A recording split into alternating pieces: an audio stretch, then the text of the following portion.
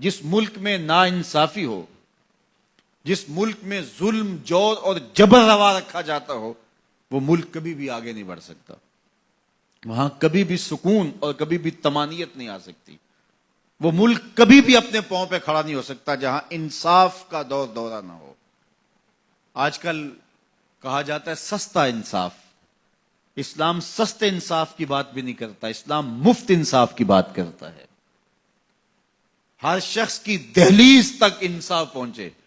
اور اسلام نے انصاف کے تقاضوں کو اس انداز سے پورا کیا کہ میرے اور آپ کے آقا و مولا کے دور ہمایوں میں بنو اسود کی ایک خاتون چوری کر لیتی ہے اور اس کے ہاتھ کٹنے کا حکم ہوتا ہے، تو حضرت اسامہ بن زید رضی اللہ تعالی عنہ کے ذریعے سے حضور سے سفارش کی جاتی ہے کہ یہ قبیلہ نیا نیا اسلام لایا ہے، ان کی خاتون کا ہاتھ کٹ گیا تو کہیں یہ اسلام سے ہٹ نہ جائیں، تو کوئی نرمی برت لی جائے.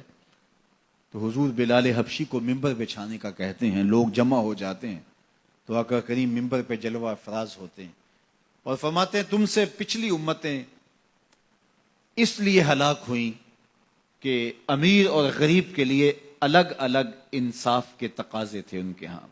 فرمایا میری شریعت میں ایسا نہیں ہوگا.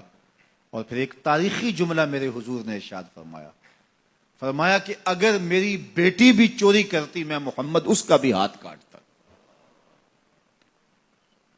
جب کسی بھی ملک کے اندر، کسی بھی ریاست کے اندر دو طرح کی عدالتیں ہوں، غریبوں کے لیے الگ نظم ہو، امراء کے لیے الگ قانون ہو، تو پھر کبھی بھی اللہ کی رحمتیں ان قوموں پہ نازل نہیں ہوتی.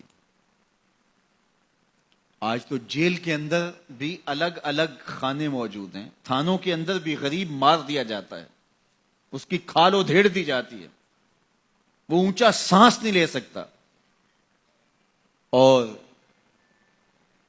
با اثر لوگ تھانوں میں بھی دامادوں کی طرح رہتے ہیں اور وہاں بھی انہیں مہمانوں کی طرح رکھا جاتا ہے. اور عدالتوں میں جو ہوتا ہے وہ کسی زمانے میں کہتے تھے کہ وکیل کر لو، اب کہتے ہیں جج کر لو. انصاف کا جس طرح دن دہاڑے خون ہوتا ہے اور عدالتوں اور کچہریوں کے اندر جو عدل و انصاف کا قتل عام ہوتا ہے وہ کس سے مخفی ہے؟